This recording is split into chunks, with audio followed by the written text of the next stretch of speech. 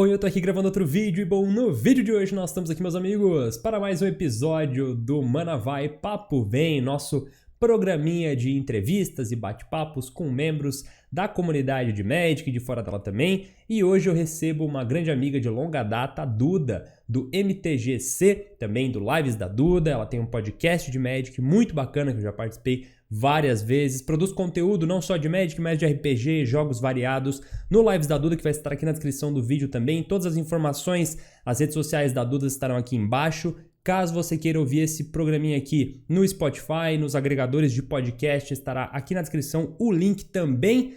E eu acho que é mais ou menos isso. Apenas aviso que o Mana Vai Papo Vem de hoje é um patrocínio da Playground Games. Caso você queira comprar suas cartinhas de Magic, você tem 5% de desconto por lá. E se você for comprar apenas cartas avulsas, os 5% vale para todo o site. Cartas avulsas você pode usar o motivo 7, que te dá 7% de desconto. Links na descrição, aproveita que os preços estão incríveis, os descontos são acumulativos com os próprios descontos do site, então é só vantagem, mano. Aproveita aqui embaixo que tá show de bola e eu acho que é isso. Curtam o programinha de hoje que ficou muito da hora. Vamos que vamos.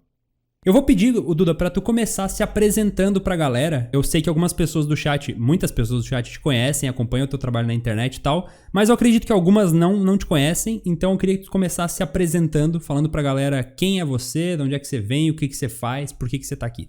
Duda do MTGC podcast que busca entender o Magic como fenômeno cultural. Minha fono já puxou minha orelha que eu falo isso muito rápido, porque eu falo isso há 3 anos sem parar. Eu faço podcast no MTGC, então, como eu falei, eu tenho mais de 120, 130 episódios lá, uns 15 com o André. Verdade. Mas eu também faço lives de Commander, todo sábado às 5 da tarde. Na real, agora eu dei um hiatozinho porque eu tô num caos completo da minha vida, mas logo menos já vai voltar. Tanto o podcast quanto as lives, né? Então, vocês vão poder ver isso. Eu sou uma mulher trans, isso é interessante porque eu falo bastante sobre isso. Eu torço pro Grêmio e pro Green Bay Packers, eu falo bastante sobre isso. Se alguém acompanha o teu Twitter, tem muito disso, né? Exatamente. É que assim, tem a bio do meu Twitter que ela é os termos e condições. Quando tu dá follow, tu aceitou os termos e condições. Sim. Que é, você vai receber muito Grêmio, Green Bay Packers, RPG. Magic, RPG, coisa de pessoa trans. É isso, é os termos e condições que tu aceitou. O pessoal tá falando dos Packers, vocês não estão vendo na live, mas estão vendo uma bola de futebol americano que tá no cortezinho aqui, ó. Ela é dos Packers. Da hora. Eu nunca acompanhei futebol americano. Eu sempre fui de não acompanhar esportes no geral, assim. Acompanhei um pouco de futebol quando era mais novo. E aí eu comecei a assistir NBA há uns anos atrás. E isso me deu vontade de começar a assistir outros esportes que eu nunca tinha dado chance. Um deles que eu ainda não experimentei é o futebol americano. Te ensino a assistir, inclusive, se tu quiser um dia. Eu tenho o streaming da NFL aqui, o NFL Game Pass. Pô, isso é bom. E daí a gente faz uma call no dia, para uns snacks, eu te mostro como é que é. Massa. Pra te estar pronto pro Super Bowl. Porque eu acho que eu não sei nem as regras direito do jogo. E é bem simples, na real. É um jogo de... Ele é extremamente estratégico, é muito legal pra quem gosta de jogo de estratégia. Eu sempre falo isso. Pra galera mais nerdola que gosta de jogo estratégico, o americano é maravilhoso. Eu gosto muito de beisebol também, mas o beisebol é uma droga um pouquinho mais pesada. É mais lento, né? Ele é bem demorado, né? Ele é ultra estratégico. Completamente estratégico. Não, o André, eu vou fazer questão que ele escolha os Packers. Pode deixar. Não escolha os Giants, né? Já começaram os memes aí que eu Sabe que o Tio Sam também é Packers, né? Também é? Cabeça de queijo. Pô, então... tô sendo induzido já. Qual que é o time... Tem aquele cara que ganhou não sei quantos Super Bowls e tal. Tom Brady? Qual? Tom Brady, o famoso Giselo? Isso. Ele tá em qual time? Ele tá no Tampa Bay Buccaneers agora. Ah, tá. Pode crer. Por alguma razão achei que ele tava nesses Packers aí, mas eu devo estar viajando. Nos Packers tá o Aaron Rodgers, que é outro cara fantástico, só que ele não ganhou tantos títulos porque sempre caímos na semifinal, na final de conferência. Sempre.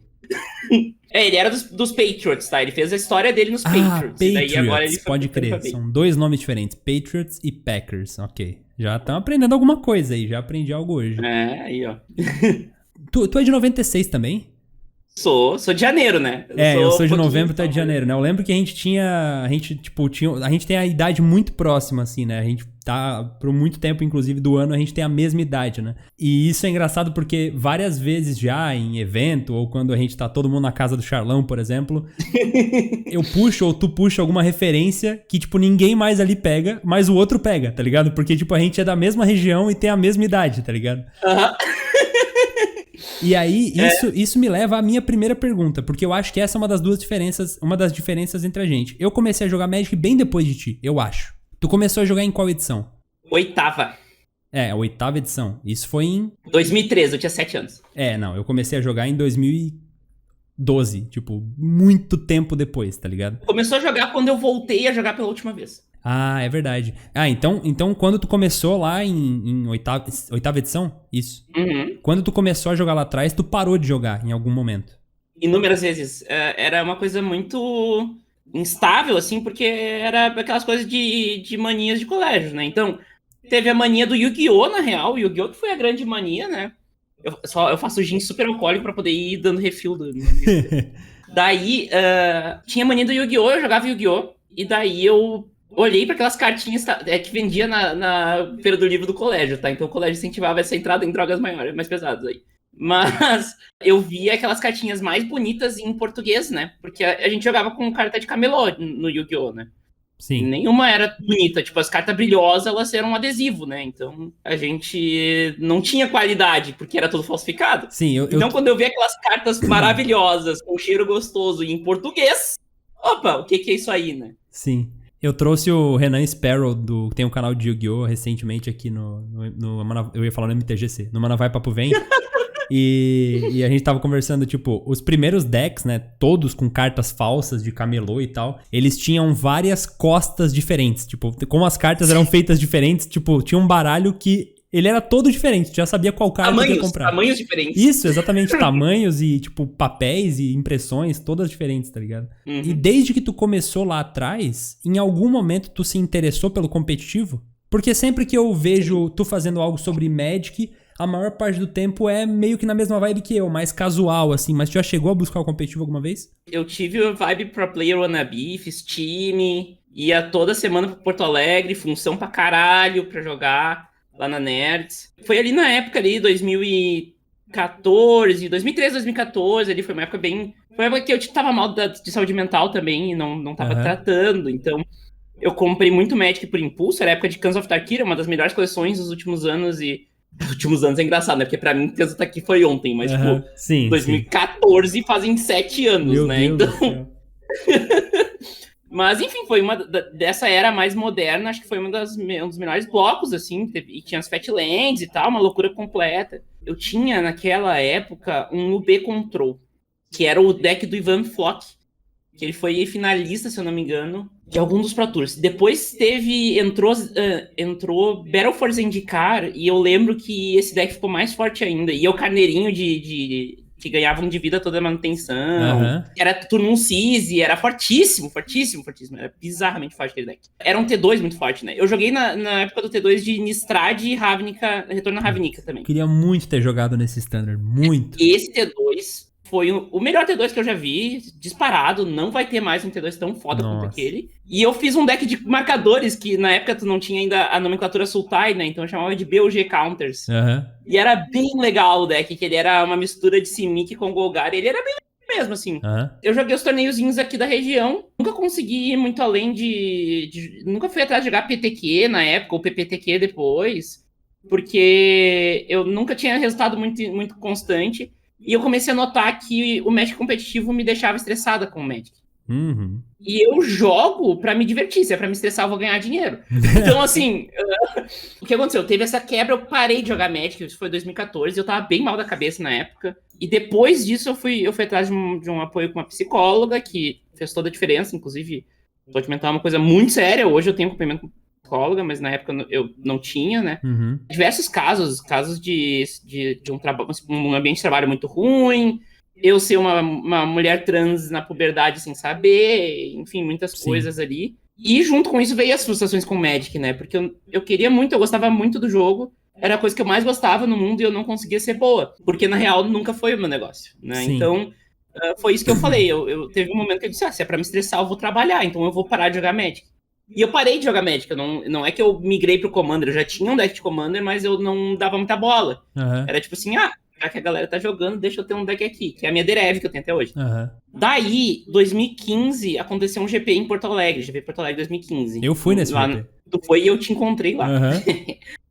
Lá na Sojipa, que era um clube super tradicional Muito de lindo, Porto né? Alegre. É gigantesco, nossa. E daí eu tinha ido, olha a loucura, né? Porque eu não fui pra Porto Alegre, eu sou de Montenegro, tá? Uma cidade do lado de Porto Alegre, pra quem não sabe, contextualizando. Em breve eu vou estar morando em São Paulo, mas por enquanto ainda tô em Olha, Montenegro. disso eu não sabia. Eu Ah, imaginava sério? porque eu ouvi. Depois eu vou te falar por que eu imaginava, mas Ah, enfim. tá. Daí eu fui pra Porto Alegre pra ver a final do Campeonato Mundial de LoL de 2015, no Nexus Pub. Que é Era um pub de LoL, assim, basicamente, e eles passavam a final dos mundiais lá. Quer dizer, o mundial inteiro.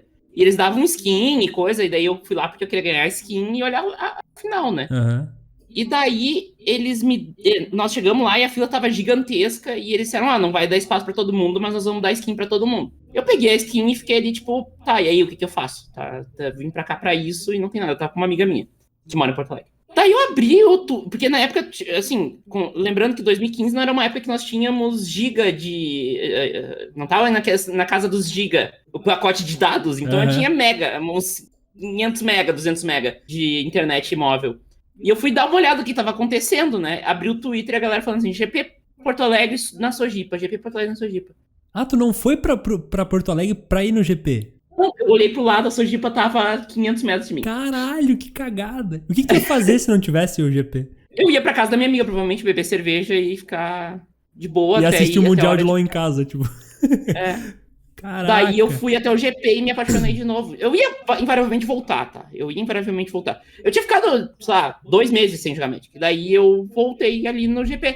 Porque eu joguei um draft, na época as coisas eram diferentes. Eu joguei um draft por R$ 35. E ganhei uma premiação, foi super legal. Nossa, GP é um evento maravilhoso, né? Sim. E eu lembro de passar, eu tava caminhando assim, e eu vi que tu passou por mim e começou a andar na minha frente. E eu pensei, o André, né? Ah, não vou incomodar ele. Daí eu saí. Gente, não façam isso. A gente tá de boa em Sim. encontrar a galera A nos gente eventos. adora isso. A gente vai em evento pra isso, inclusive, pra conhecer as pessoas. Mas na época, né, eu recém tava voltando pro Magic, tava meio perdida. E daí foi isso. Tipo, eu joguei Magic lá, fiquei em Porto Alegre, dormi na casa da minha amiga e no outro dia voltei no GP. Então foi Eu lembro um que negócio que mudou bastante. esse foi o primeiro evento que eu fui parado, assim. Tipo, eu já tinha sido parado na rua algumas vezes, mas, tipo, algumas vezes. Porra, sei lá, a cada mês alguém me parava. Mas tu sabe como é que é? Em evento de Magic, o nosso público-alvo tá lá, né? É muito engraçado porque a gente vira a esquina, assim, a gente tá vindo na calçada e ninguém sabe quem a gente é. A gente vira a esquina pra entrar no evento, instantaneamente as pessoas começam a olhar pra gente, comentar, chamar, é muito estranho. Exatamente. Esse foi o primeiro evento que eu realizei isso, que eu entendi. Tipo, assim, caramba. Não é como se eu não conseguisse andar no evento. Não, até hoje não é assim. Mas, tipo, pô, a cada 10 minutos alguém vinha falar comigo. E isso era muito da hora, tá ligado? E na época isso explodiu a cabeça, assim, porque eu realmente achava que o meu nicho. Porque o que a gente vê em casa são números. Tu vê ali, o MTGC teve tantos downloads. Aí tu chega num evento e tu vê as pessoas que fizeram download do programa, sabe? Então isso é muito massa, muito massa. Um cara me pediu uma vez pra assinar um livro da Meg, aqueles livros que a Meg traduziu, né? Aham. Eu olhei, cara, tem certeza que tu quer estragar o livro? Ele, não, eu quero muito. Beleza, eu assino. Inclusive, essa galera aí vai ter a versão vintage da minha assinatura, né? Porque ela não existe mais. Ah, é verdade, é verdade. Tem que recolher a nova agora. Essa galera aí tem a Reserved List da minha assinatura. Reserved List. Esse nome nunca mais será impresso, então sim, é isso aí. Sim. E na época do GP Porto Alegre, tu não produzia conteúdo pra internet ainda. Eu tinha feito alguns artigos no meu antigo blog. No blog agora não dá. Que inclusive foram pra Black Air Lotus, né? Eu tinha uma parceria com o Henrique lá em 2012, 13, que eu escrevia e ele depois de uma semana, repostava na Black Air Lotus. Eu tinha feito um texto sobre os Unsets, que naquela época era uma história perdida do passado do Magic, ninguém nem pensava em reprintar Unset e tal. Sim. E eu lembro que o Henrique curtiu e postou lá na Black Air Lotus. E eu acabei sendo uma das colaboradoras da Black Air Lotus por algum tempo. Eu escrevia no MTGC e ia pra Black Air Lotus, não pra o YouTube da Black Air Lotus, pro blog da Black Air Lotus. Sim, Então eu escrevia no meu blog, agora não dá, e ia pro blog da Black Air Lotus. Eu tinha um plano lá pra 2013 também, era um pouco antes de tu começar o YouTube, do motivo como Magic, né? Eu tinha um plano de fazer conteúdo no YouTube, porque eu consumia muito o YouTube, né?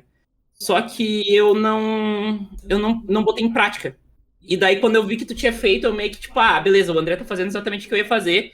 deixei ele fazer, e eu fiz alguns podcasts, mas não era um podcast de Magic, era um podcast de jogos em geral, e tinha alguns episódios sobre Magic. Esse podcast não existe mais, eu tenho comigo os arquivos, mas ele não existe mais. E tu editou na época o Magic Debate, né? Eu ia ser a editora, no fim não chegaram a mandar os arquivos pra mim. Ah, tu não chegou a editar? Não, mas eu tô no grupo até hoje. Cara, eu acho que o Rodrigo acabou editando. O Rodrigo que sumiu também. O Rodrigo tinha um canal, era Magic em português, eu acho. Eu não sei se o canal existe, onde ele foi parar, mas ele fazia uns unboxings mega legais. Enfim, eu acho ia editar que... o debate, porque o Henrique já me conhecia da época do Agora Não Dá e sabia que eu fazia os podcasts. Sim, eu acho que foi esse o gancho mesmo, exatamente. Uhum. E aí, então tu tinha esse podcast, tu produzia ali alguma coisa de Magic, mas não era algo focado em Magic, né?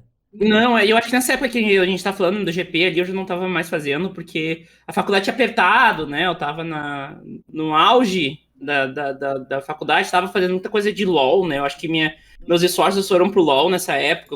Eu fiz 3 campeonatos de LoL aqui em Montenegro, que davam bastante trabalho organizar campeonato, um negócio. Tu organizava? Como é que era isso? Eu organizava o campeonato, fazia todas as regras, regulamento, live, convocação dos times, oficializava evento com a Riot para ganhar RP e skin exclusiva. Caraca! E fazia toda a organização, tudo. Eu era juíza de caso... olha só, aconteceu tal coisa, o time não apareceu, o que acontece? Não tinha uma plataforma para postar resultados, então a gente fazia tudo em grupos do Facebook. Meu Deus! E o negócio era louco. Tinha que mandar print screen da tela de vitória pra me mostrar que tinha ganhado e tal. Era bastante coisa. Eu saía louca desses dias de campeonato de LoL. Em GP, tu chegou a organizar alguns eventos independentes de Commander, não? No GP, a gente tinha... No GP 2019, a gente tinha o stand dos podcasters, né? Sim. Que daí foi um espaço que a gente tinha pra nós ali, só pra podcasters mesmo. E a gente ali fez alguns eventos. Então eu fiz alguns eventos de Commander. Eu fiz o meu cubo também. Uhum. E é isso, eu acho. Sim, a Miss RS é daqui de Montenegro, assim. Não sou eu. Ô, Duda, e por que podcast? Porque dentre todas as mídias, tu falou que tu escreveu, falou que tinha pensado em fazer alguns vídeos também, mas por que foi no podcast que tu se achou? Porque eu me apaixonei pela mídia. Simplesmente por isso. Eu ia pra faculdade e eu moro em Montenegro, fiz a faculdade toda em São Leopoldo. É uma cidade que não é tão longe, é uns 40 quilômetros daqui, mas eu ia de van. O que acontece? A van, ela vai de casa em casa pra pegar as pessoas e no final do dia ela vai de casa em casa pra deixar as pessoas. Uhum. Como a minha casa era muito na entrada da cidade e a van não vinha de Montenegro, eu era a primeira e a última. Cara, então, eu sei como é que é. Eu morava no bairro mais afastado possível da escola. E eu ia de van também, e era isso aí. Eu passava 4 horas por dia na van. Meu Deus. E isso tudo eu fazia escutando podcast, porque o podcast é uma mídia que tu escuta e não vê. É uma mídia que tu baixa e não gasta pacote de dados. Sim. Tudo é por causa do pacote de dados, né? E daí eu comecei a ouvir vários podcasts. Comecei, óbvio, pelo Nerdcast. Acho que todo mundo começava pelo Nerdcast. Hoje em dia não tanto, né? Mas naquela época não tinha como não começar pelo Nerdcast. E daí eu comecei a destrinchar tudo. Ouvir os Nerdcasts de RPG. Na época só tinha o medieval e era maravilhoso. E eu, meu Deus, que loucura! E não sei o quê. E daí ia um convidado de outro podcast. Daí eu escutava esse outro podcast, gostava, ia atrás do quê. Então, assim, esses podcasts eles foram me apaixonando pela mídia. E eu comecei a ouvir muito cedo o Radiofobia, porque era o editor do Nerdcast. Eles recém tinham anunciado que o Léo era o editor do Nerdcast. E o Radiofobia tem muito essa coisa do amor pelo podcast, sabe? E eu comecei ele fala que é o bichinho do podcast, ele pica, né? Ele vem e ele vai picando. O Léo é demais, cara. O Léo é demais. Sou maluco pelo Radiofobia, nossa. Eu comprei o curso dele, fiz o curso dele. Então, assim, e eu já tinha experiência, né? Por ter feito o Agora Não Dá. Então, pra mim, foi um caminho direto, assim. Lá por 2015, quando eu voltei, eu tinha na minha cabeça que eu queria fazer um podcast de Magic. Só que eu não queria fazer um mesa-cast, né? Que é o que é o mesa-cast? É o formato mais popular do Brasil, que é o formato do Nerdcast, né? É um monte de gente falando sobre um assunto e um host que toca o assunto pra frente. E eu sempre achei um formato super válido, tá, gente? Tem mesas-casts excelentes. Eu gosto muito do Podcastar, que é de Magic aqui do Brasil, que é um mesa-cast, mas é um mesa-cast super bem produzido, super bem feito. Então, assim, eu não tô dizendo que mesa-cast é algo ruim. Eu não queria um mesa-cast. eu queria pensar em outra coisa. Eu nunca achava o que era essa outra coisa. E eu fui explorando nesses anos aí, tentando achar essa outra coisa, né? E eu comecei a escutar vários podcasts. Eu tava escutando numa época o Futuri, que é um podcast sobre futebol, mas eles falam muito de esquema tático, sim, mas eles falam muito também da questão cultural do futebol. Como o futebol, ele impacta multidões, como o futebol, ele trabalha paixões e tal, e eu gosto bastante de futebol, então era algo que eu gostava bastante. E eu tava ouvindo o Kitchen Table Magic, que é um podcast gringo, que ele não é atualizado mais, ele tá lá no feed, mas ele não é atualizado mais.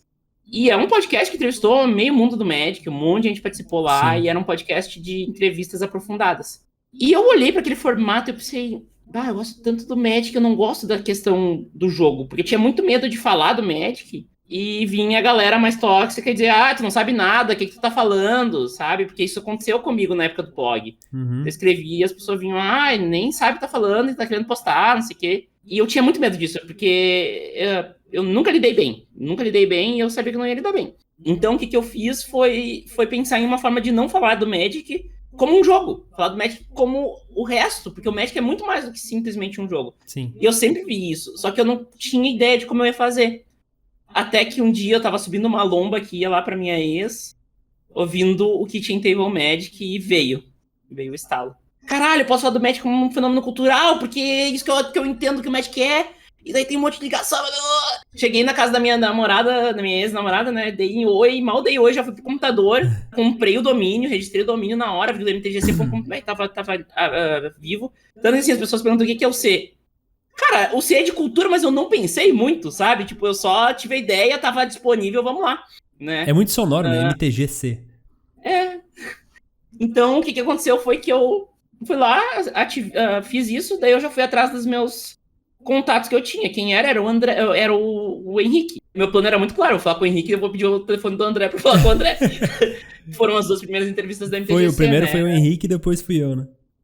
Então, episódio 1 eu apresentei o projeto, episódio 2 é o Henrique, episódio 3 é como eu fiz a comunidade de Montenegro, que eu fui uma das principais líderes, assim, da comunidade aqui em Montenegro, e o número 4 é o André, então, assim, foi o início do projeto. Eu gravei isso em fevereiro de 18 e foi ao ar em abril de 18. Caraca, isso faz 3 anos já, mano. 3 Meu anos Deus do céu, caramba.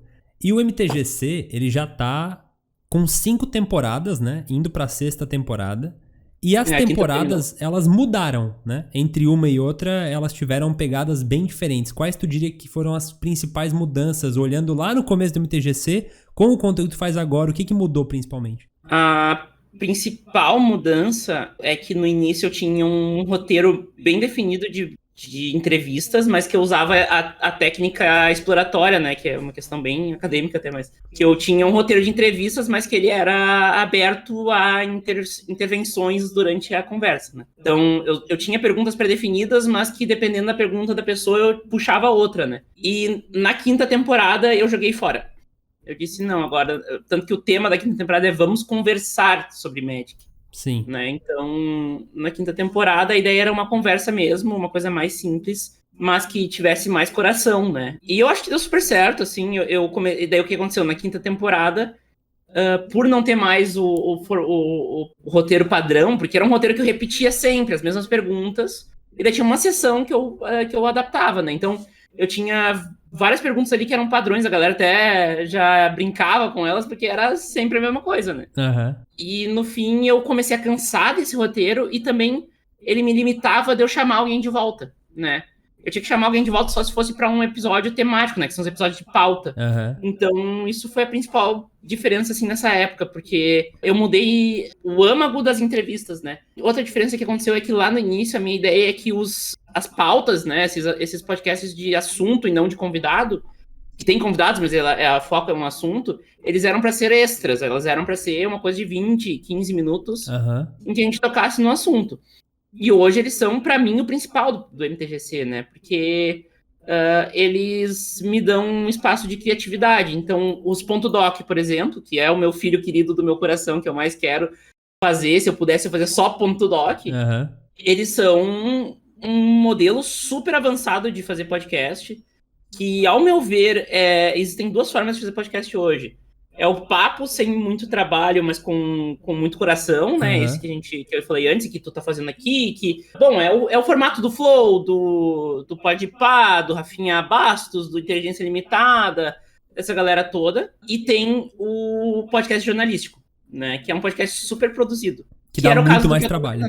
Muito mais trabalho. Muito mais trabalho. O que aconteceu? O meu sonho é fazer só um ponto doc, né? Que é o jornalístico. Só que, cara, entrevista 6, 7 pessoas, decupa tudo que elas falaram, trata o áudio de todo mundo, entende o que cada coisa de cada um falou, como elas se correlacionam, faz uma narração que junte isso, faz uma edição que faça sentido, bota um som que vai acompanhar o que está sendo falado.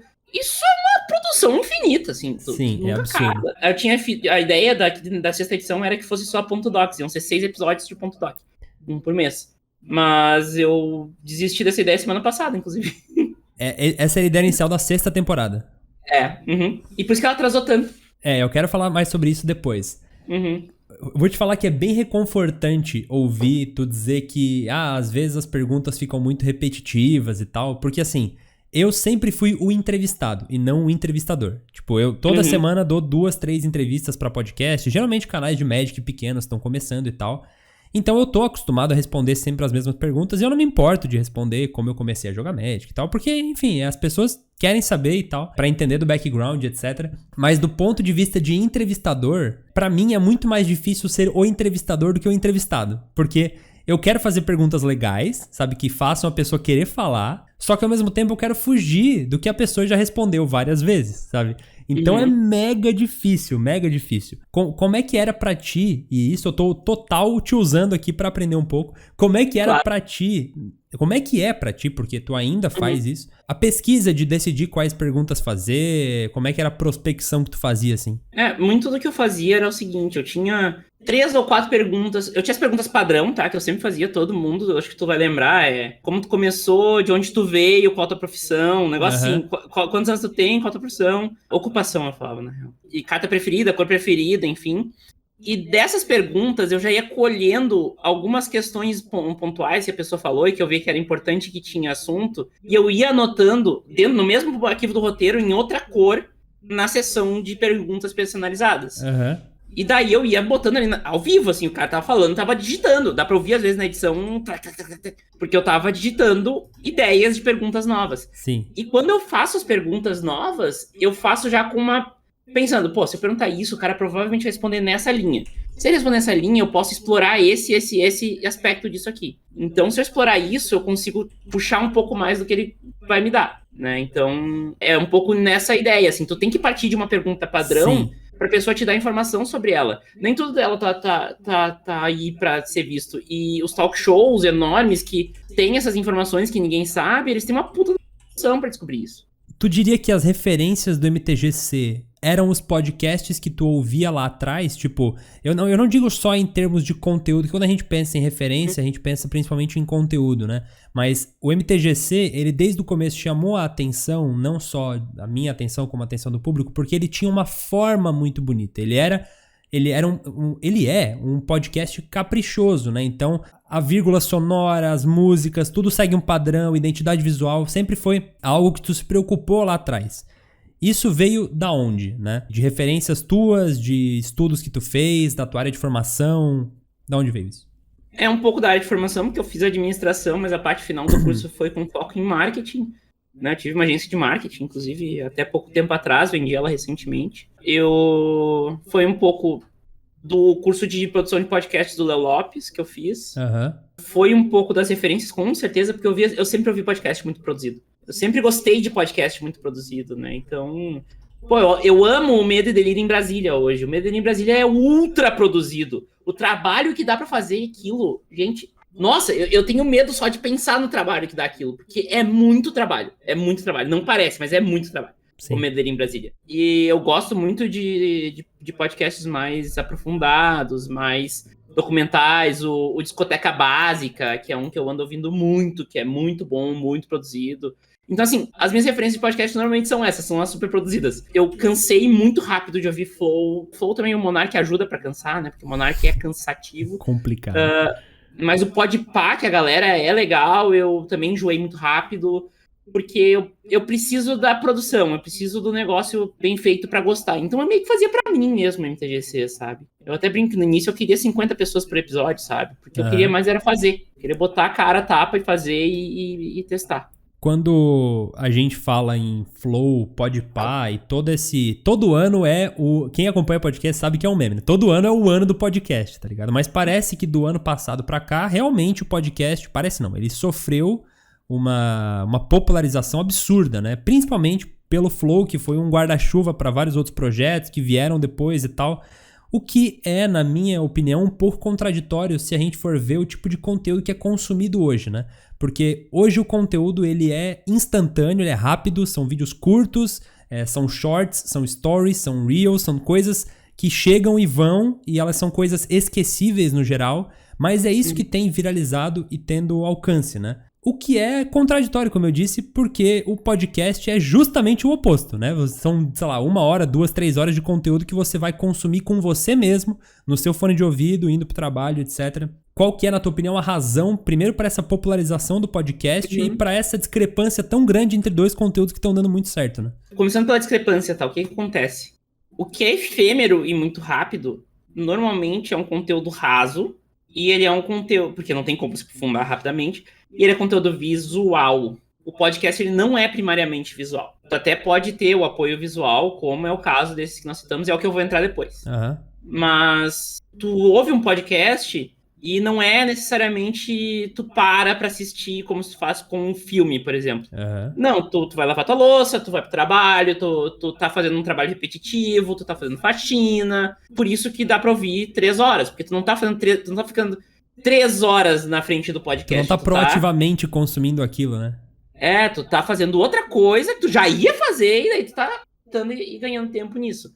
Então, né, nesse quesito, pra mim é muito claro que é isso. Eu já estudei muito sobre mídia e sobre a forma de consumo das mídias por trabalhar com marketing digital, né? E pra mim é muito claro que seja isso, sabe? O podcast ele tá fora do circuito de mídias sociais. Ele não é algo que tu escuta por impulso ou por acaso, né? E daí agora nós entramos no porquê que se popularizou. Porque a atenção é por impulso. Né? A pessoa fica afim de ouvir algo por impulso. E daí eles começaram a fazer os cortes, né? Os cortes que tem um quê problemático, né? Da falta de contexto. Sim. Mas eles começaram a fazer os cortes, que é um formato que daí sim agrada a essa coisa mais impulsiva. Mas ele sempre dá um gostinho de quero mais. E eu já tinha tentado fazer isso no MTGC há muito tempo atrás, antes de rolar esse boom aí. Mas, no fim, era muito trabalhoso, porque vocês acham que é simples separar um corte, tem que ouvir todo o podcast, prestar atenção em tempos, pensar, olha só, aqui o cara falou uma coisa interessante, então vou cortar. É algo bem complexo, tá? Então... E não é só pensar no, não, esse trecho da entrevista ficou legal. Você tem que pensar, hoje em dia, em como é que você vai fazer a pessoa clicar nesse conteúdo, sabe? Então, um corte, ele precisa de uma thumbnail chamativa, não necessariamente um clickbait mentiroso, não é isso que eu tô querendo dizer, mas você precisa chamar a atenção da pessoa de alguma forma. Oi? O problema dos cortes é muito por causa disso. Porque como eles liberam pra qualquer um fazer, eles perderam o controle sobre isso e tem gente real, mal intencionada, que fala coisa que não é. Sim. Então, o maior problema dos cortes hoje em dia é isso. Mas sim, tu tem que pensar se isso chama atenção. Não é se é o melhor ponto do podcast, é se isso chama atenção. Hoje o Flow não tem mais feed, né? Então, pra mim, ele não é um podcast. Ele não tem mais feed no Spotify, etc? Não tem... Pelo menos eu não atualiza mais no meu aqui. É que eu não uso pelo Spotify, né? Eu uso pelo Pocket Cast. Justo. Talvez eles tenham exclusivo pelo Spotify, não sei. Mas acho que não, eles teriam falado. Então, pra mim, não é... Porque podcast não... Isso é uma coisa muito difícil de entender, mas que é muito importante. Podcast não é um tipo... Não é um formato de programa, tá? Podcast é um tipo de distribuição de mídia. Sim. Tanto que existe podcast em vídeo que não é no YouTube. É por feed RSS. RSS. Eu falei 3S, né? Então, assim, para ser um podcast, tecnicamente falando, tem que ter um feed RSS, né? O Podpah eu escuto no Pocket Cast, né? Com um agregador normal. Então, eu sou chato com isso, tá? Porque eu sou romântica com o podcast. Eu entendo que sim, é uma nova forma de chamar atenção. E aí que tá, por que teve esse boom, né? Porque o podcast esteve presente pela primeira vez de uma forma completa e massiva no YouTube, que é uma plataforma que todo mundo já usa, né? Sim. Se criou um estigma de que ouvir podcast é difícil, e não é. Nunca foi Não difícil, nunca foi. Nunca foi. É só abrir o teu aplicativo agregador e atualizar, É. sabe? É que podcast é estranho, porque podcast não é uma mídia nova. Né? A gente deu o exemplo do Jovem Nerd, eles estão fazendo isso aí há mais de década já. 2006, Só que ela 2005. sempre foi uma mídia underground, tá ligado? Tipo, parece que sempre foi aquele grupinho de, tu gosta de podcast? Pô, que legal, eu também, qual que tu curte? Hoje em dia não, isso mudou, né? Justamente Mas por essa ficou. popularização. Mas sempre foi esse bagulho do tipo, era um negócio meio Magic, assim, tu joga Magic? Pô, sério, eu também jogo, que massa, sabe? E nessa época, o Nerdcast tinha milhões de downloads por semana. Sim. Esse é o tamanho dos caras, tá? Os caras é outro nível, assim, é bizarro. Mas o Spotify tem bastante influência também, tá? Porque o Spotify passou a ser como o YouTube, algo que já tá lá no celular de todo mundo, as pessoas já usam, e é só dizer, ó lá, procura no Spotify lá por MTGC, o Magic, como fenômeno cultural, ou só MTGC que já vai achar.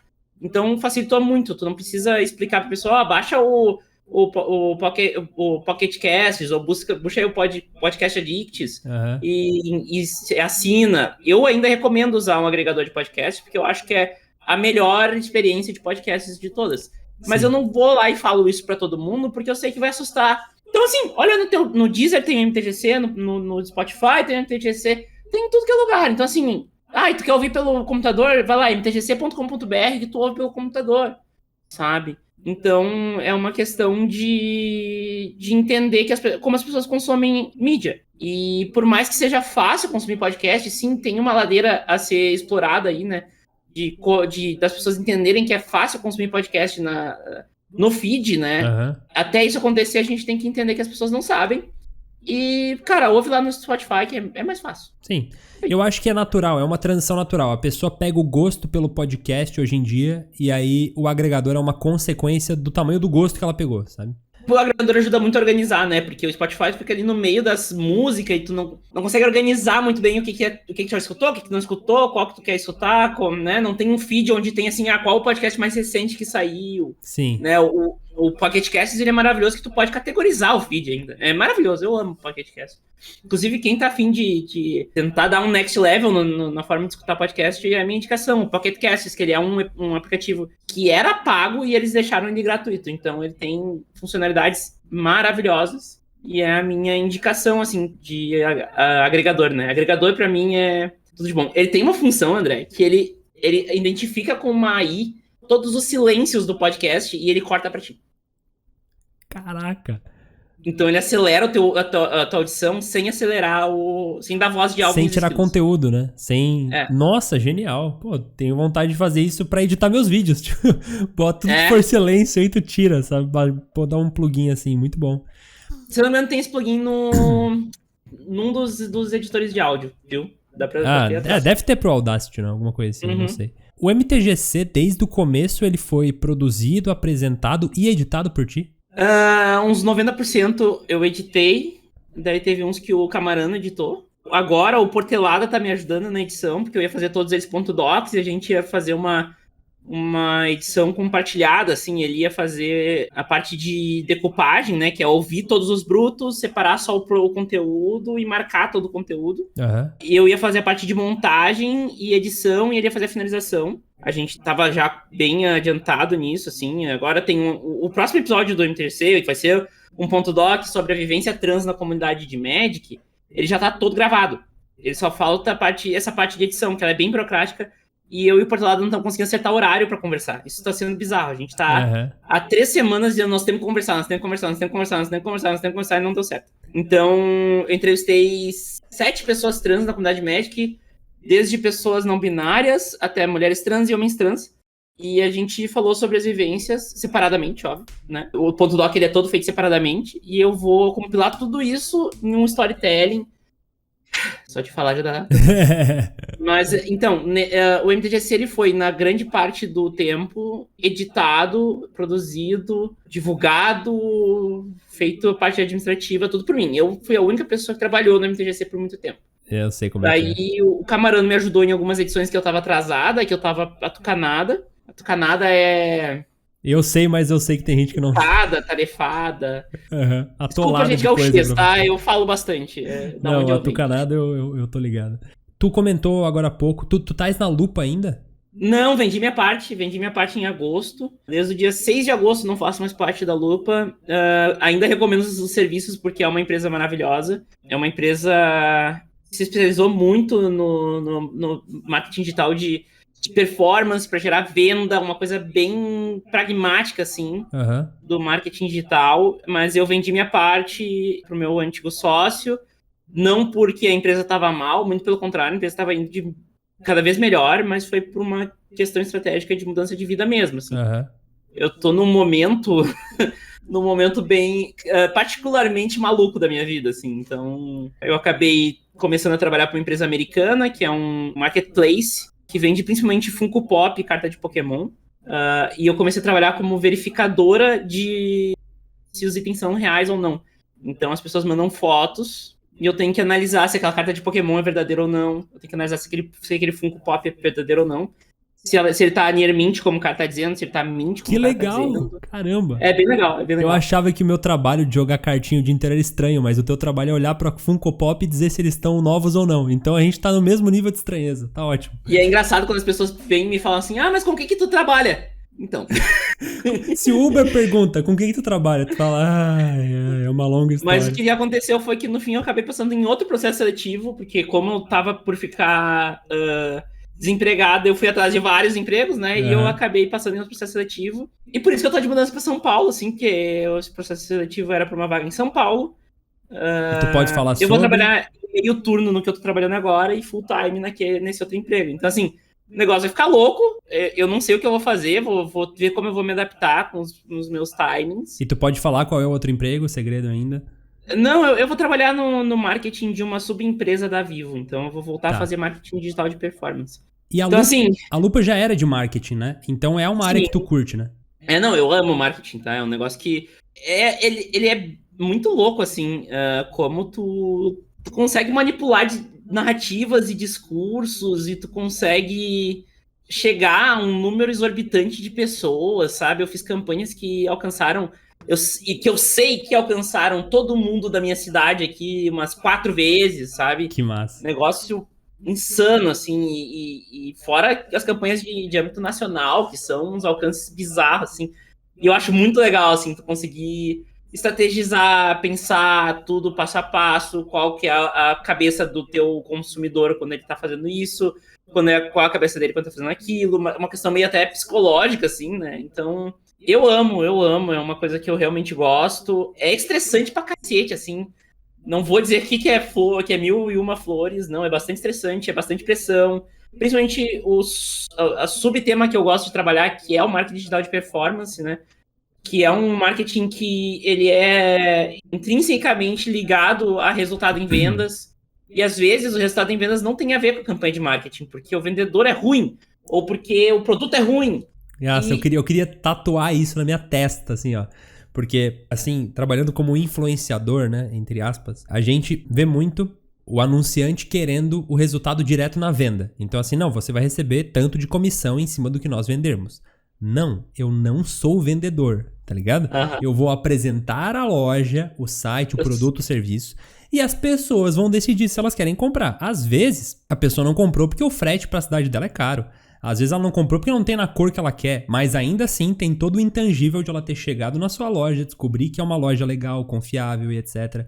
E tudo isso eu não vou receber? Eu só vou receber pelo clique de venda? Não, né? Porra. Então, assim, o marketing digital de performance é um marketing digital que chega, ele vende pelo approach de tu vai vender. Porque daí tu vai pra estatística, né? Porque alcança tanta gente que vai vender. Mas sim, isso que o André falou é verdade. Não é um trabalho de vendas, né? É um trabalho de branding, inclusive. Influenciador é trabalho de branding, não é...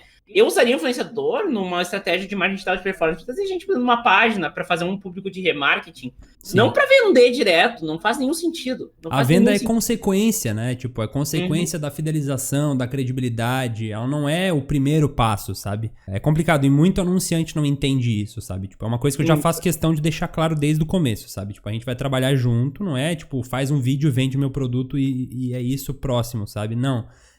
Dá pra fazer isso, a gente pode fazer uma campanha pontual, aquele spot ali e tal, Mas, idealmente, é uma construção conjunta, né? Que vai sendo feito com o passar do tempo. Tu comentou que, assim, eu não consigo imaginar tu trabalhando full time numa empresa, meio período na outra e fazendo um ponto doc a cada X dias, independente de quantos dias é esse X, tá ligado? Porque eu não acho que os nossos dias, eles continuam tendo 24 horas, independente da quantidade de coisa que a gente pega pra fazer, né?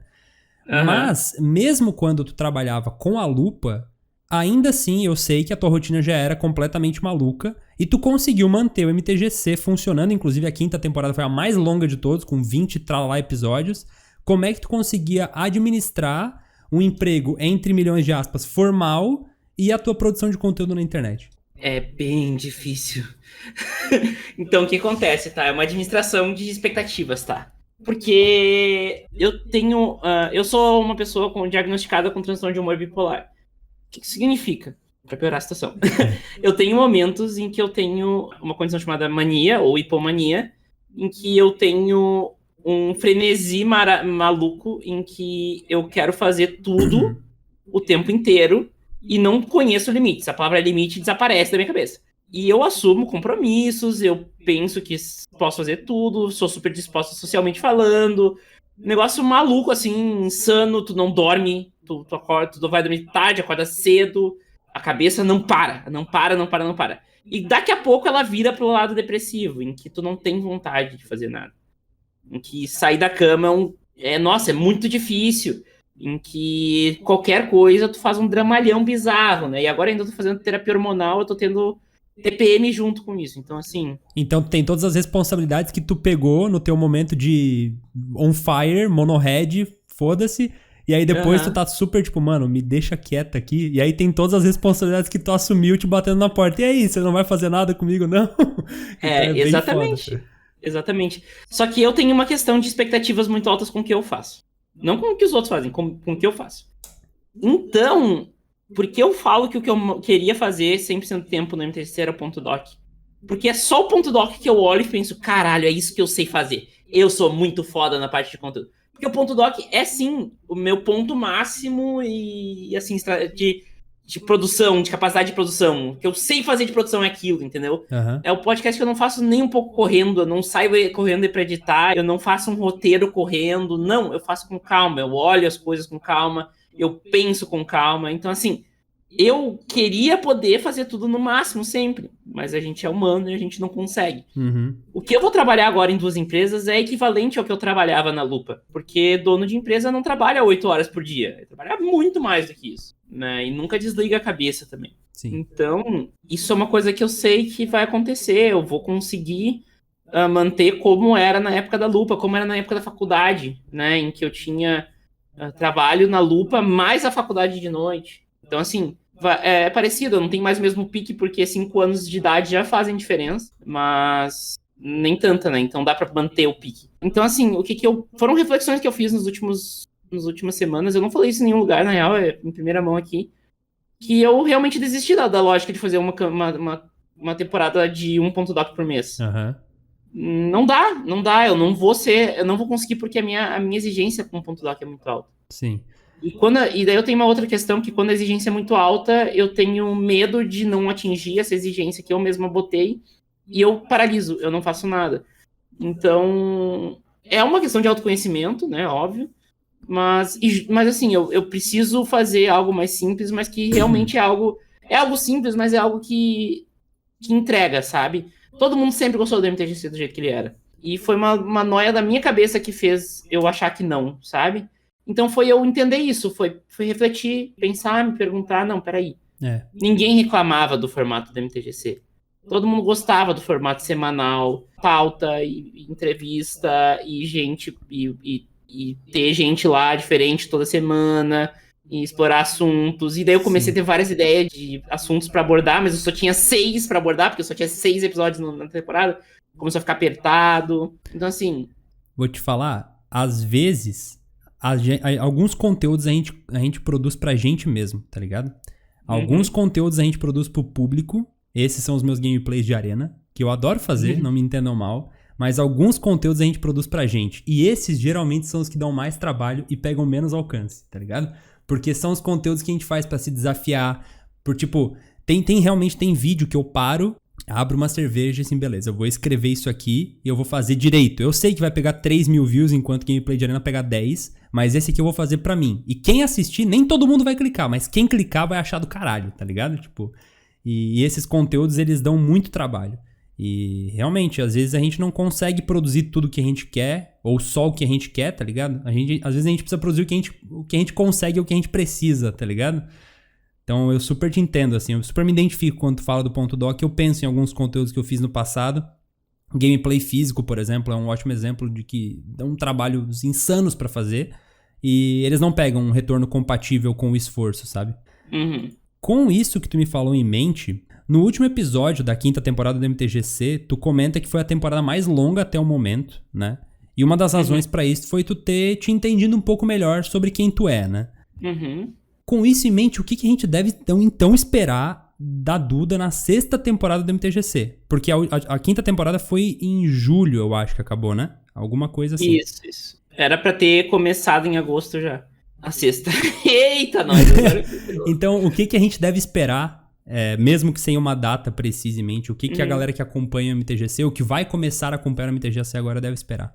Originalmente eu ia falar um ponto doc por mês, mas agora eu já não falo mais isso. Uhum. O tema da próxima temporada ela não vai mudar, vamos questionar o Magic, tá? Então, os meus últimos meses, os últimos meses foram de extremo questionamento a mim mesma, extremo questionamento das coisas que são fixas, que são exatas e que são dadas como certeza.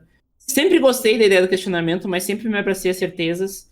E agora eu quero questionar, eu quero refletir, entendeu? Uhum. Eu acho que vai ter uma pegada mais reflexiva, sim. Eu vou trazer temas de vivência trans, vivência LGBT dentro da comunidade, sim. Vocês vão ter que escutar a gente falar isso, porque é muito importante falar sobre isso. São temáticas muito importantes. E, assim, eu acho que uma leveza maior em quem eu sou. Isso é uma coisa super subjetiva, mas que eu acho que vai dar pra notar. Acho que já dá pra notar nos últimos episódios em que eu já tava me identificando como Duda no MTGC, mas é mais tranquilidade pra ser quem eu sou. Isso é uma coisa importante que vai acontecer provavelmente, porque eu vivia em constante dúvida, em constante dor. Eu sabia que algo não estava certo e agora essa coisa não existe mais, então é uma preocupação a menos na minha vida, sabe? Então, há 3 meses atrás eu era uma pessoa completamente diferente do que eu sou agora. Sim. E isso é importante, assim, isso me deixou viver a minha verdade, assim. Os hiatos do MTGC foram justamente por causa disso, porque eu tava em constante questionamento e eu não conseguia trabalhar um podcast semanal. Eu tinha que estar o tempo inteiro pensando e repensando coisas óbvias, né? Pensando se eu ia vender minha empresa ou não, né? Pensando se eu ia para São Paulo ou não. Então foram momentos bem intensos, assim, né? E nossa, eu devo muito a muitos amigos meus que estiveram ali naquele momento, que foi um momento muito íntimo até, assim, foi um momento muito interno, assim, eu tive que internalizar muita coisa, eu tive que respirar fundo muitas vezes, né? Mas que foi muito importante, assim, para o meu avanço, para minha maturidade, para desembuchar algumas coisas que estavam presas.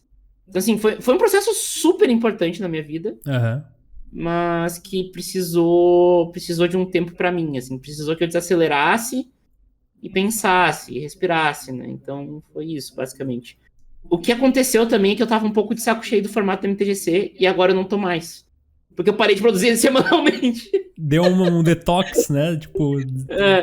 Vou te dizer que a ideia de fazer um ponto doc por semana, por mês, veio por conta disso. Eu tava de saco cheio do formato MTGC. Saco cheio, não queria mais fazer. Tanto que eu ali no final da temporada teve um hiato grande. Esse hiato grande ali, na época que eu fiz a entrevista com o Sam do Risky Studies, sim, esse hiato grande, ele foi justamente essa época aí. Que eu tava tipo, meu Deus, o que eu vou fazer? E eu ainda achava que eu era gênero fluido. Depois eu fui entender que eu era uma mulher transbinária. Então, nossa, muita coisa acontecendo ao mesmo tempo, esse ano pra ti foi uma mudança absurda, né? Completa. Tipo, sim, tá indo pra São Paulo, pediu demissão, toda a questão com a transexualidade. Então, tipo assim, um dos anos mais de mudança da tua vida, eu diria. O ano, provavelmente, né? Eu não sei. Ele é equiparável a 2016, quando eu também pedi demissão e fundei minha empresa e conheci minha ex, que foi minha namorada por 5 anos.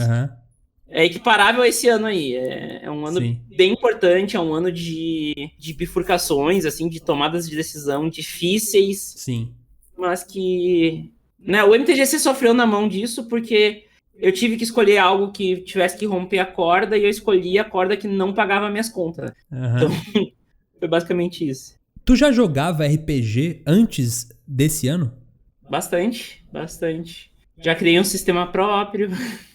Caraca, porque eu comecei a jogar RPG mesmo no ano passado, eu acho. Final de 2019, início de 2020. Na verdade, não era essa a pergunta que eu ia fazer, agora eu lembrei. Ah, olha aí, ó, o D&D. Que da hora. Esse aqui é a quarta edição, inclusive. Caramba. Eu tenho o Guia do Mestre da quarta edição, a horrível quarta edição. Recentemente, tu fez meio que um rebranding, assim, né, no conteúdo que tu produz, né? Por exemplo, agora virou Lives da Duda. Isso abre espaço, por exemplo, pra que tu produza conteúdos que fujam do Magic, né? Uhum. Em que conteúdos tu mirou quando tu fez esse rebrand? O que tu pensou assim, mano, tô com vontade de fazer algumas coisas que fogem do Magic. Quais eram os conteúdos que tu tinha em mente quando tu fez essa mudança? Os dois principais é automobilismo. Eu tenho um volante Logitech G29, que é um baita de um volante. Ele tá aqui escondido, se não mostrava, mas é um baita de um volante e eu gosto muito de Fórmula 1. Quem me acompanha no Twitter sabe. Eu gosto muito de Fórmula 1 e agora nós estamos combinando até um kart aqui no autódromo aqui perto. Então, assim, eu gosto bastante de automobilismo real, assim. É um negócio que eu gosto bastante. E eu andei fazendo umas lives de Euro Truck Simulator que foram 10/10. Esse jogo é muito bom. E foram muito boas, porque só foram no Brasil, a gente conversando. Teve um dia que a gente arriscou um DMCA, né, no canal, e botou bandinhas aqui do Sul, que é o que os caminhoneiros do Sul escutam, bandinha. Tinha garotos? É esse tipo de coisa? Não, bandinha brilha som, Tia Garotos é o Tia Music. Tia Music. Tia Chaleira, Tia Garotos. Caraca, tipo Garotos da Fronteira, essas coisas assim. Esses caras aí. E daí, Gurizada Fandangueira, essas coisas assim, é o Tia Music. E daí tem a bandinha. A bandinha é um negócio de alemão, de colonizador alemão. Então, a bandinha... Tem uma que é assim, talvez esteja em Jaraguá, Joinville ou Blumenau, lá por Santa Catarina... Ou talvez em Rio do Sul. Enfim, eu não sou boa cantora. Mas procurem por Brilhação, por Musical JM, por San Marino. São os top bandinha. Pode falar. E além de automobilismo, né? Daí nos conteúdos também um RPG. Porque se vocês estão vendo aqui em cima de mim, em cima do meu chapéu aqui, tem um mapa. Esse mapa eu fiz à mão, minha ex pintou em aquarela, e eu fiz para jogar RPG e povoar e criar a lore de um mundo, né? Então a ideia é fazer isso em live. Então várias campanhas de personagens diferentes que vão se juntando e se aventurando e criando histórias que criem as lendas deste mundo, né? Sim. É o que eu tô a fim de fazer em live também. Porque eu adoro RPG, eu mestrei RPG por bastante tempo. E eu vou ser bem sincera, eu adoro o nome MTGC, mas eu acho que ele me bota num casulo muito fixo de Magic, né? E nos últimos anos eu tenho jogado pouco Magic, assim. Eu jogo Magic nas minhas lives, basicamente. Porque é o que eu... É o tempo que eu tenho pra jogar Magic, entendeu? Então, tempo é uma questão bem escassa pra mim. Sim, então... eu sei como é que é. E como é que foi a recepção do público quando tu começou a trazer coisas que fugiam do Magic? Porque até esse ponto, eu acredito que quase todo mundo que te acompanhava veio pelo MTGC, né? Então o público já esperava Magic. Como é que foi trazer coisas que fugiam disso? Não teve muito problema, não. Eu vou dizer que... Lógico que a audiência é incrivelmente menor quando eu faço algo que não é Magic, porque, né, querendo ou não, é uma audiência nova. Mas as pessoas que estão lá no MTGC, não pelo Magic, mas por mim, elas vão lá e vão ver, entendeu? Isso é uma coisa que... fica interessante, assim. Tu vê as pessoas que estão engajadas realmente comigo e com a marca do MTGC e não necessariamente com conteúdo sobre Magic. E pra mim isso é bastante interessante de analisar. Eu não tô querendo ir atrás de audiência. Eu tô querendo fazer um negócio que eu curta mesmo, porque na real é o meu momento de lazer que eu só decidi streamar. Basicamente, né? Sim. E, inclusive, não tenho tido tanta live ultimamente, porque eu não tenho tido tempo de lazer. Então, assim, as coisas estão bem pegadas aqui nas últimas 3, 4 semanas, então eu não fiz...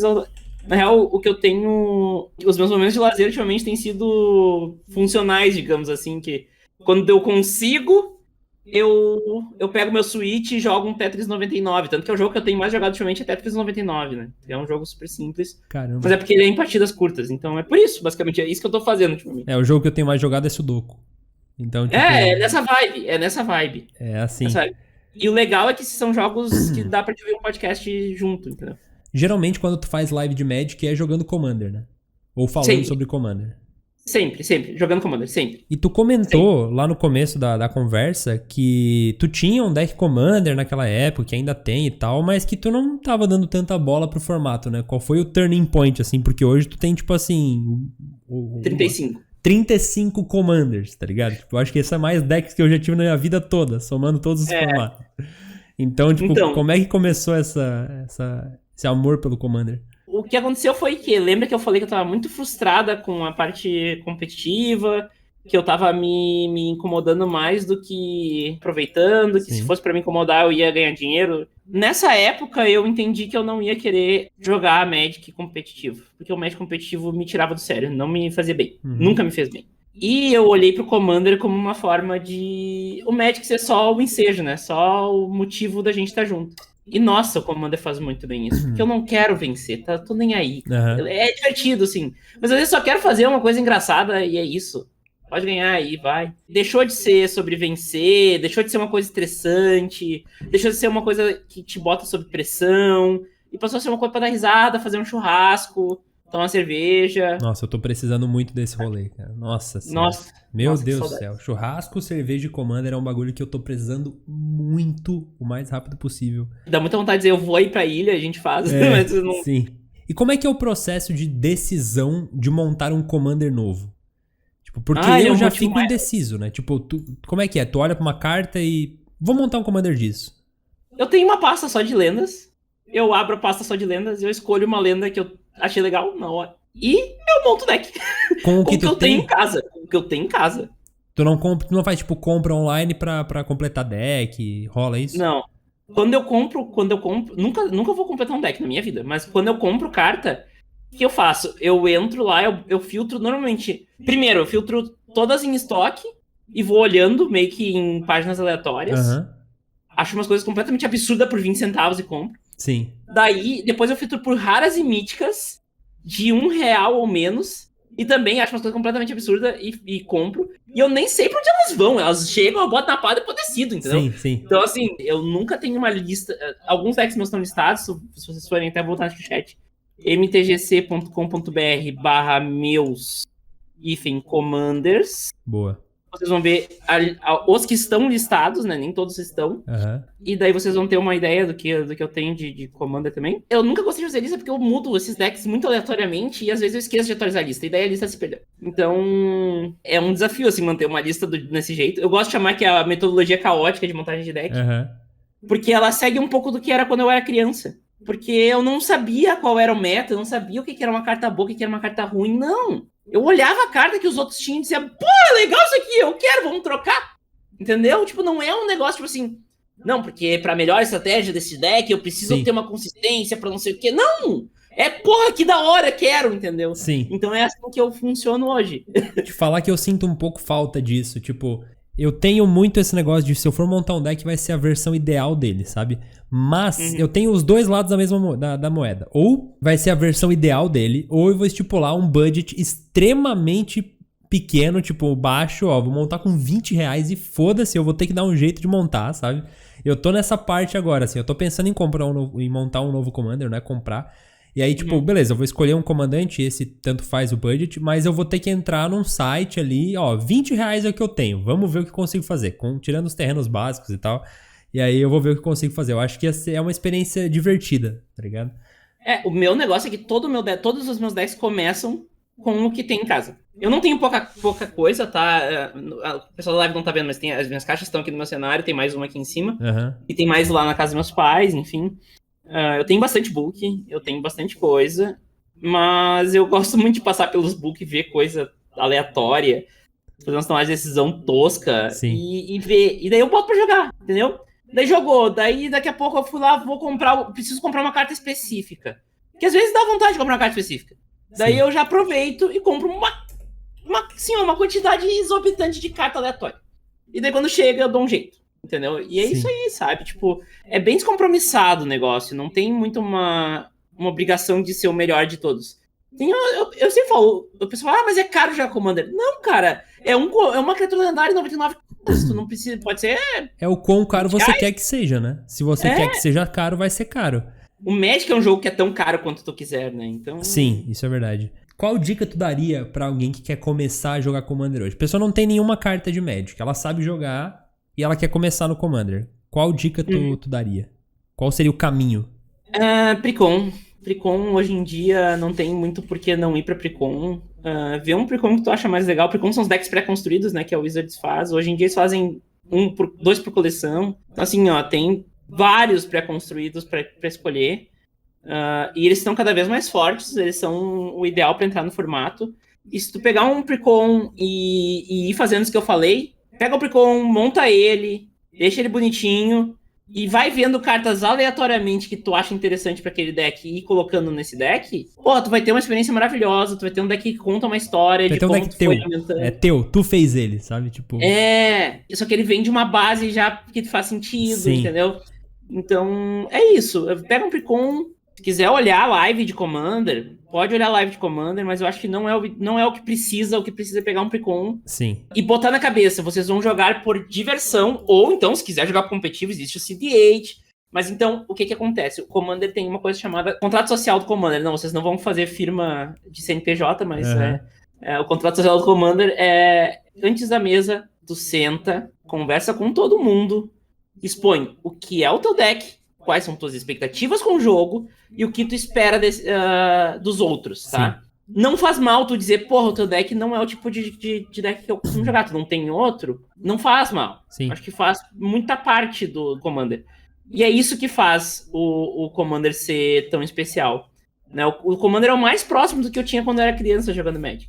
E tu isso pode é uma coisa muito especial. Tu pode, tipo, criar protocolos sociais, assim, com a galera que tu joga, né? Tipo, ó, aqui na nossa mesa pode combo ou não pode combo. Ou aqui na nossa mesa não tem esse negócio de carta banida. Pode usar a carta banida, tá ligado? Dane-se, tipo, aqui na nossa mesa, o comandante não precisa ser lendário. Foda-se. Porque não precisa. Porque a gente quer que não precise. Se todo mundo tá de acordo em não precisar, não tem por que isso ser um problema, sabe? Pode ser Planinauta, sei lá. Pode ser qualquer coisa, tipo... Então, eu acho que isso é o principal, que a galera às vezes se apega muito na regra do Magic. Eu vi um post esses dias que eu pensei muito em Magic na hora. Era tipo, era a página oficial do Uno, dizendo tipo, você não pode colocar um +2 em cima de outro +2. E aí era alguém respondendo, tipo, obrigado pelas cartas, nós assumimos daqui, tá ligado? E tipo, eu penso muito no Magic em relação a isso. Eles dão as cartas pra gente, a gente faz como a gente quiser, cara. Tipo, não, no meu jogo de Magic só pode deck tribal. No meu pode jogar 2 terrenos por turno. Joga como você quiser, sabe? Tipo, foca no que é mais divertido. Então é isso aqui? Então vamos jogar assim. Se tiver um grupo que tá de acordo com isso, seja feliz, tá ligado? É importante que antes de começar a jogar esteja claro pra todo mundo que está sendo jogado. Sim, só isso, exatamente. Duda, pra fechar eu tenho um bate-bola jogo rápido aqui, tá? Que eu selecionei algumas coisinhas. Um podcast. Medo e Delírio em Brasília. Não conheço. Escuta, sério, maravilhoso. Eu parei de ouvir notícias, tá? Porque elas estavam me deixando mal. Eu só escuto no Medo e Delírio, porque o Medo e Delírio passa notícias de uma forma completamente diferente. É maravilhoso, é delícia demais. Eles têm 15 mil memes internos que tu pega em um episódio. Nossa, Medo e Delírio em Brasília é uma obra de arte. Eu amo Medo e Delírio em Brasília. Vou ter que ouvir, fiquei curioso. Uma cor de Magic. Azul. Uma criatura lendária dessa cor. Tem que ser lendária, porra. Tem que ser lendária. Eu ia dizer Wizardrix. Wizardrix eu vou deixar passar, vai, porque é o Wizardrix, né, mas... Pode ser a Braids Adepta da Conjuração. Olha só, adorei. Um formato de Magic não Commander. Pauper. Eu tô dando as perguntas difíceis, né, as óbvias. Um deck do formato Pauper. Affinity. Um sistema de RPG. É D&D, eu gosto muito de D&D. Qual edição? Quinta edição. Uma classe desse sistema. Bardo. Uma raça. Halfling, pequenino. Um episódio do MTGC. O Baralho do Diabo, Season 4, episódio 19. Caraca, tava na ponta da língua essa. Aham. Um evento de Magic que te marcou. São dois, na real. Um é o GP São Paulo de abril de 19, que foi o que a gente fez o ponto de encontro dos podcasters. E foi um evento que, pra mim, foi muito de consolidar o que era o MTGC. Eu acho que os dois de 19, na real, porque o outro a gente fez o mesão clandestino no final do salão, que foi fantástico também, que eu fiz o bingo, e que todo mundo tava maluco no bingo. E o outro foi o Central Fest, que infelizmente tu não pôde ir, porque infelizmente tava na Europa, né, André? Ah, sim. Super chique. Mas eu comandei a sala do casual no evento. E foi maravilhoso. Foi um evento maravilhoso como um todo. Eu queria muito ter ido.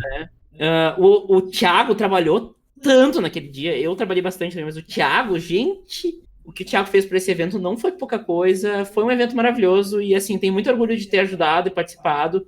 Não ganhei nada por estar lá. Eu fiz realmente porque eu queria. Minto, eu ganhei 2 boosters e um playmatch. Foi isso que eu ganhei por estar lá. Mas não é uma reclamação, é só pra ser justa, né? Porque eu fiz porque eu queria e foi super divertido. A gente comandou uma área lá bem grande, que teve produção de conteúdo, tanto que a abertura da 4ª temporada, se não me engano, da MTGC foi gravada lá. E também de muito Commander, teve arte que tinha Tuti lá, com espaço só pra ela.